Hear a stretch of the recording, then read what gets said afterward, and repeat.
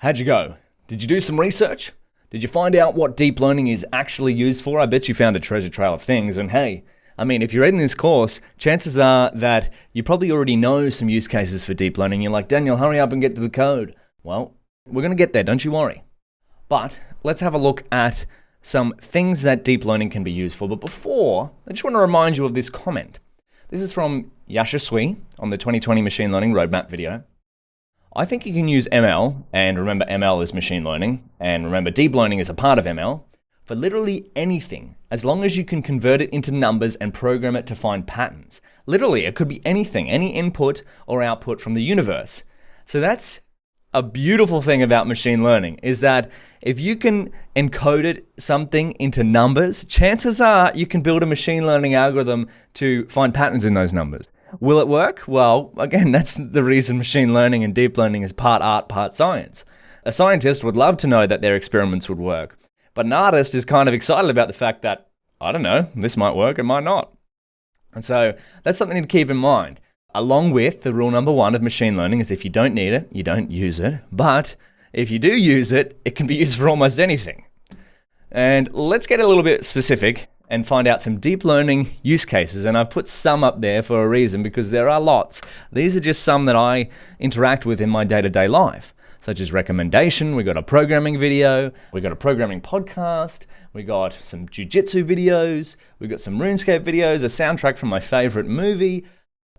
Have you noticed whenever you go to YouTube, you don't really search for things anymore? Well, sometimes you might, but the recommendation page is pretty darn good. That's all powered by deep learning. And in the last 10 years, have you noticed that translation has got pretty good too? Well, that's powered by deep learning as well. Now, I don't have much hands-on experience with this. I did use it when I was in Japan. I speak a very little amount of Japanese and an even smaller amount of Mandarin.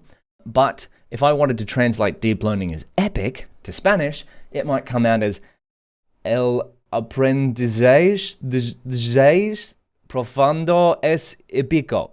Now, all of the native Spanish speakers watching this video can laugh at me because that was a very Australian version of saying deep learning is epic in Spanish. But that's so cool. All of Google Translate is now powered by deep learning.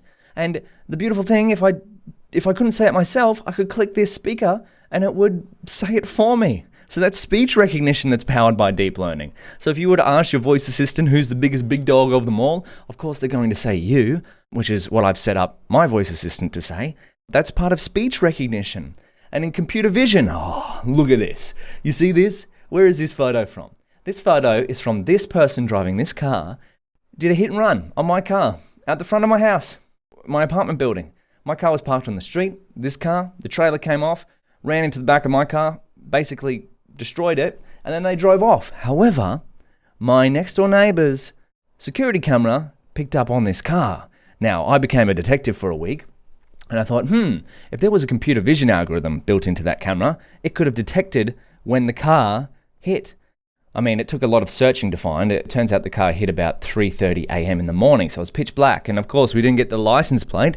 So this person is out there somewhere in the world after doing a hit and run.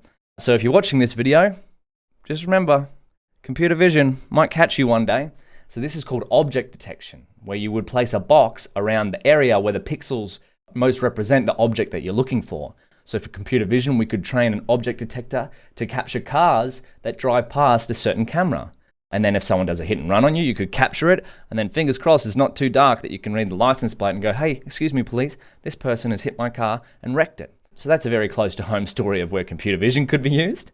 And then finally, natural language processing. Have you noticed as well, your spam detector on your email inbox is pretty darn good? Well, some are powered by deep learning, some not. It's hard to tell these days what is powered by deep learning, what isn't. But natural language processing is the process of looking at natural language text, so unstructured text, so whatever you'd write in an email, in a story, in a Wikipedia document, and deciding or getting your algorithm to find patterns in that. So for this example, you would find that this email is not spam. This deep learning course is incredible. I can't wait to use what I've learned. Thank you so much. And by the way, that is my real email, so if you want to email me, you can. And then this is spam. Hey, Daniel, congratulations, you win a lot of money. Wow, I would really like that. a lot of money, but for some reason I don't think that this is real. So that would probably go to my spam inbox. Now, with that being said, if we wanted to put these problems in a little bit more of a classification, this is known as sequence to sequence, because you put one sequence in and get one sequence out. Same as this, you have a sequence of audio waves and you get some text out. So sequence to sequence, sec to sec. This is classification / regression. In this case, the regression is predicting a number. That's what a regression problem is. You would predict the coordinates of where these box corners should be. So say this should be at however many pixels in from the X angle and however many pixels down from the Y angle. That's that corner.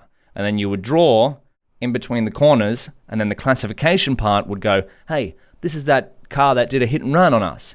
And in this case, this is classification. Classification is predicting whether something is one thing or another, or perhaps more than one thing or another in the class of multi-class classification. So this email is not spam, that's a class, and this email is spam. So that's also a class. So I think we've only got one direction to go now that we've sort of laid the foundation for the course, and that is, let's start talking about PyTorch. I'll see you in the next video.